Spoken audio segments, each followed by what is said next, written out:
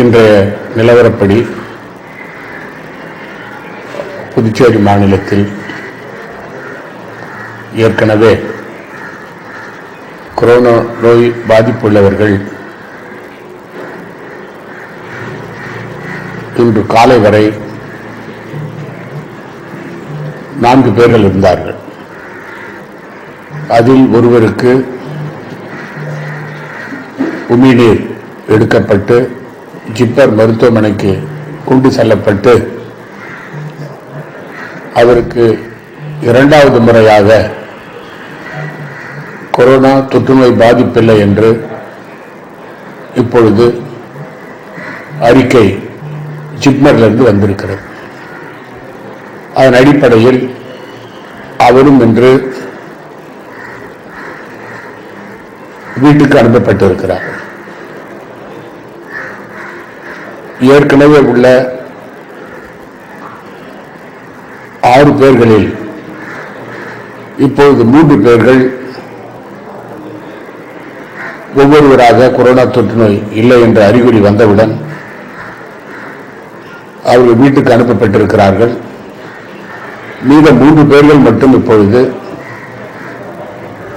இந்திரா காந்தி அரசு மருத்துவக் கல்லூரியில் மருத்துவம் செய்யப்பட்டு வருகிறார்கள். அவருடைய உடல்நலமும் தேறி வருகிறது. புதுச்சேரி பகுதியில் 3 பேரை தவிர காரைக்கால், மாயே, ஏனம் இந்த 3 பகுதிகளிலும் கொரோனா நோய் தொற்று பாதிப்பு உள்ளவர்கள் யாரும் இல்லை.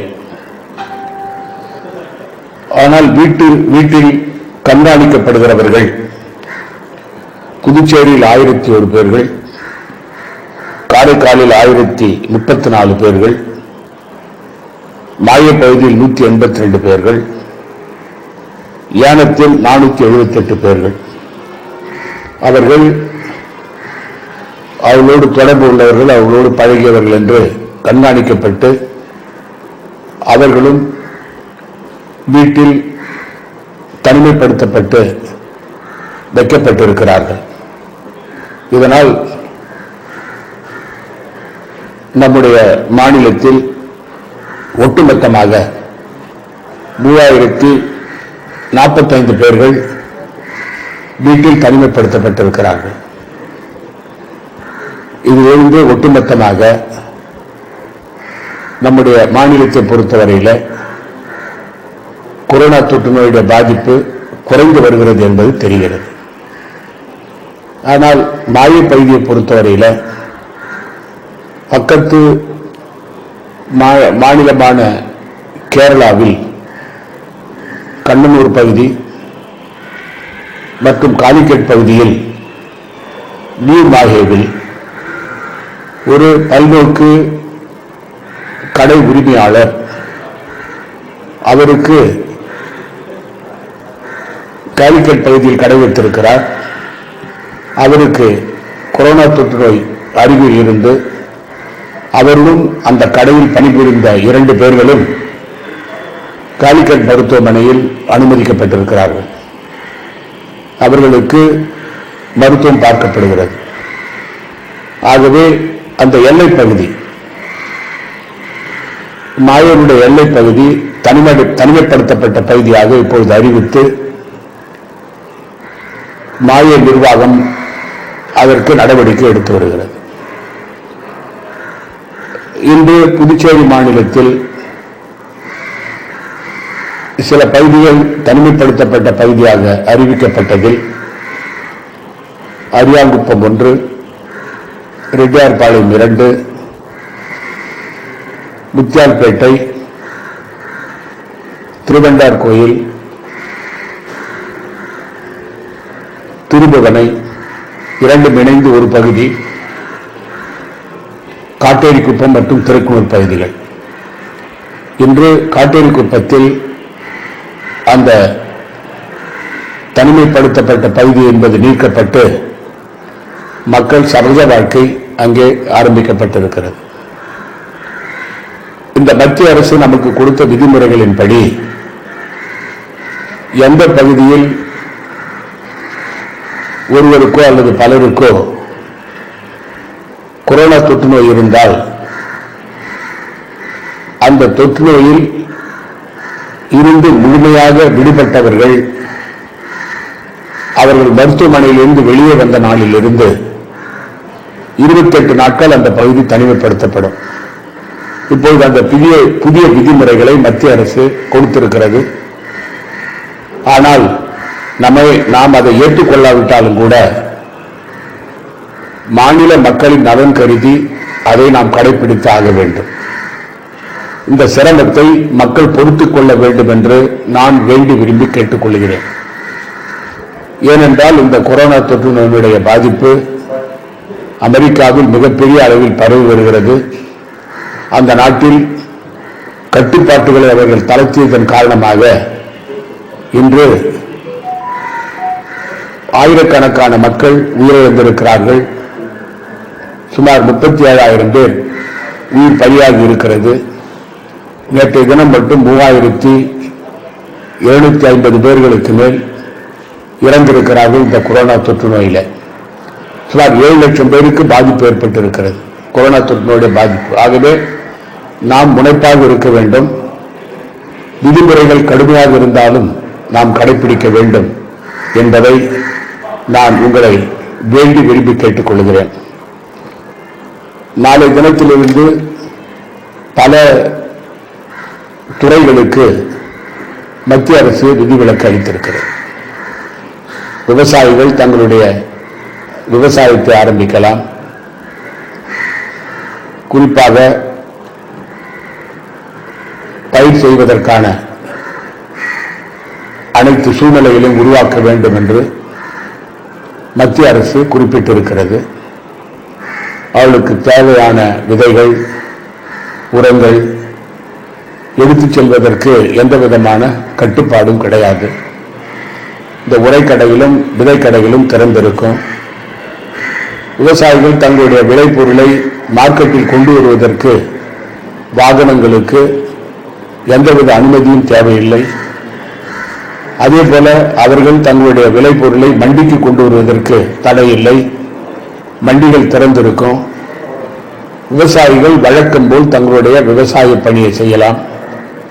இதன் மூலமாக ஆயிரக்கணக்கான விவசாய தொழிலாளர்களுக்கு விவசாய வேலை கிடைக்கின்ற வாய்ப்பு இருக்கிறது.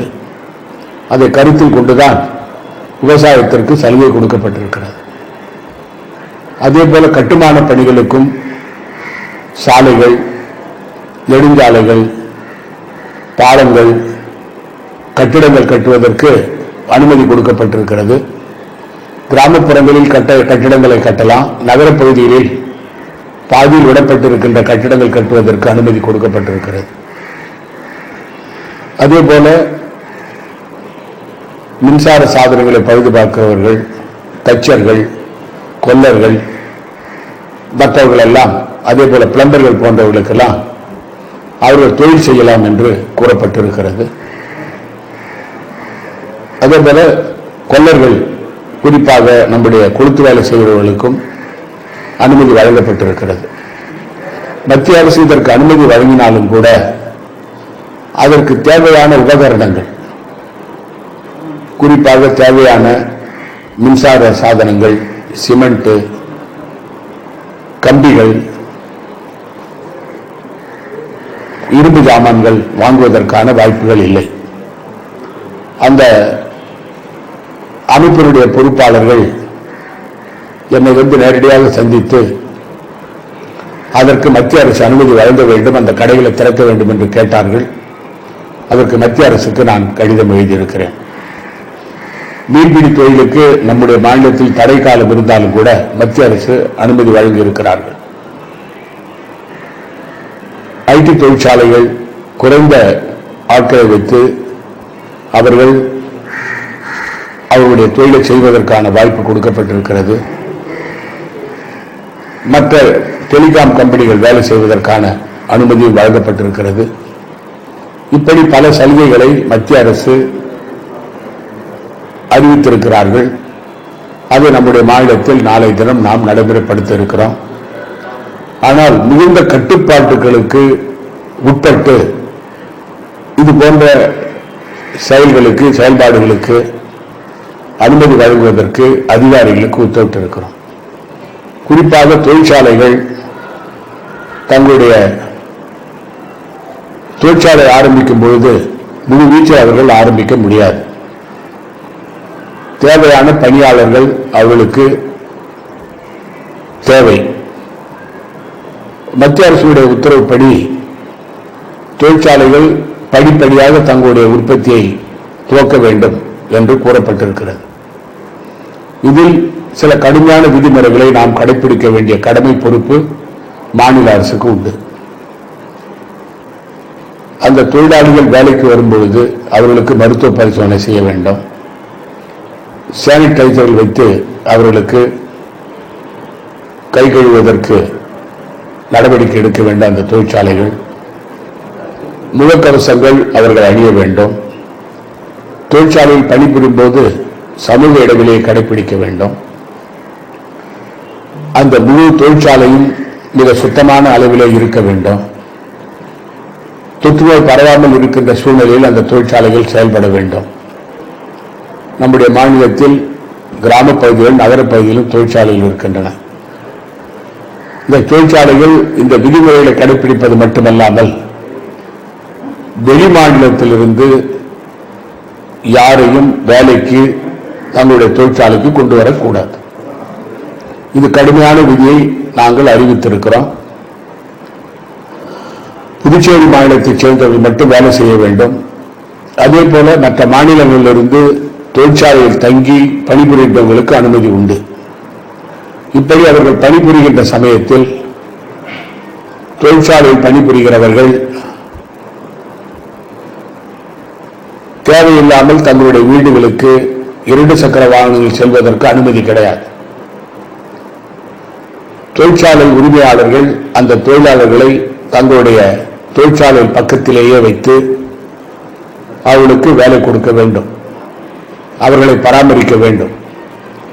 இல்லை என்றால் கொரோனா தொற்று நோய் பரவுகின்ற வாய்ப்பு அதிகமாக இருக்கும். ஆகவே அந்த தொழிற்சாலைகளை திறப்பதற்கு முன்பாக இந்த தொழிற்சாலை உரிமையாளர்கள் இந்த விதிமுறைகளை கடைபிடித்தால் தான் அவர்களுக்கு அனுமதி வழங்கப்படும் என்று தொழில்துறை சார்பாக அறிவுறுத்தப்பட்டிருக்கிறது. இல்லை என்றால் அவர்களுக்கு அனுமதி கிடையாது. குறிப்பாக நம்முடைய மாநிலத்தை பொறுத்தவரையிலே பக்கத்தில் உள்ள விழுப்புரம், கடலூர் பகுதிகளில் கொரோனா தொற்று நோய் பாதிப்பு அதிகமாக இருக்கின்ற காரணத்தால் நம்முடைய மாநிலத்தில் நாம் கவனமாக இருக்க வேண்டிய சூழ்நிலை இருக்கிறது. எல்லா சூழ்நிலையும் பார்த்து மக்கள் அதிகமாக கூடாமல் இருப்பதை கருத்திலே கொண்டு கொரோனா தொற்று நோயினுடைய தாக்கத்தை தவிர்ப்பதற்கு ஆன அனைத்து நடவடிக்கைகளும் எங்களுடைய அரசு எடுத்து வருகிறது. இவ்வளவு நாட்கள் நாம் கடுமையான விதிமுறைகளை கடைபிடித்திருக்கிறோம். மக்களும் நம்மோடு ஒத்துழைத்து வந்திருக்கிறார்கள். இந்த சூழ்நிலையில் இந்த தொழிற்சாலைகளை திறக்கும் பொழுது அதனால் புதுச்சேரி மாநிலத்திற்கு பாதிப்பு வராது இருக்கின்ற அளவில் மிக குறைந்த ஆட்களை வைத்து இந்த தொழிற்சாலைகள் சுமார் 30% தொழிலை துவங்க வேண்டும் என்று நான் கேட்டுக்கொள்கிறேன். இல்லை என்றால் இந்த விதிமுறைகளை கடைபிடிக்கவில்லை என்றால் அந்த தொழிற்சாலைகள் மூடப்படும், அவர்களுக்கு திறப்பதற்கு அனுமதி வழங்கப்பட மாட்டாது என்று நான் தெரிவித்துக் கொள்கிறேன். இப்பொழுது மத்திய அரசானது அவருடைய அறிவிப்பின்படி இந்தியாவில் தேவைப்படுகிற வெண்டிலேட்டர்கள், மானிட்டர்கள், மருத்துவர்கள் மற்றும் செவிலியர்களுடைய அந்த கொரோனா தொற்று நோய் பாதித்தவர்களுக்கு மருத்துவம் பார்க்கிறவர்களுக்கு தேவைப்படுகின்ற இந்த உடைக்கவசங்கள், முகக்கவசங்கள், தேவையான மருந்துகள், மற்ற உபகரணங்கள், அந்த கொரோனா தொற்று நோயை பரிசோதனை செய்வதற்கான தேவையான அந்த கிட்டுகள் எல்லாம் தாராளமாக நம் நாட்டில் கிடைப்பதில்லை. அவைகளை மாநில அரசுகளை இறக்குமதி செய்வதற்கு மத்திய அரசு உடனடியாக அனுமதி வழங்க வேண்டும்.